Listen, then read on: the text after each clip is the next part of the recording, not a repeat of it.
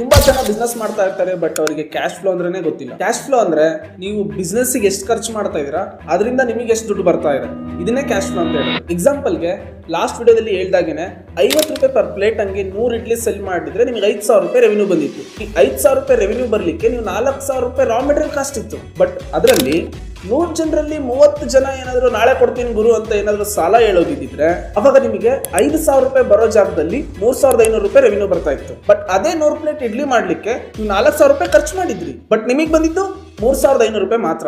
ಅಂದ್ರೆ 4,000 ರೂಪಾಯಿ ಖರ್ಚು ಮಾಡಿ 3,500 ರೂಪಾಯಿ ನೀವು ರೆವೆನ್ಯೂ ಮಾಡಿದಿರಾ, ಅಂದ್ರೆ ನಿಮ್ ಕೈಯಿಂದಾನೇ 500 ರೂಪಾಯಿ ಹೋಯ್ತು. ಇದನ್ನೇ ನೆಗೆಟಿವ್ ಕ್ಯಾಶ್ ಫ್ಲೋ ಅಂತ ಹೇಳೋದು.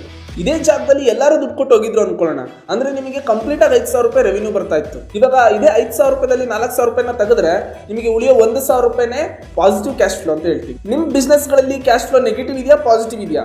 ಅದೇ ರೀತಿನೇ ನೆಕ್ಸ್ಟ್ ವಿಡಿಯೋದಲ್ಲಿ ಬಿಸ್ನೆಸ್ ಗಳಲ್ಲಿ ಬ್ರೇಕ್ ಇವನ್ ಪಾಯಿಂಟ್ ಅಂದ್ರೆ ಏನು ಅನ್ನೋದು ನಾನು ಎಕ್ಸ್ಪ್ಲೇನ್ ಮಾಡ್ತೀನಿ.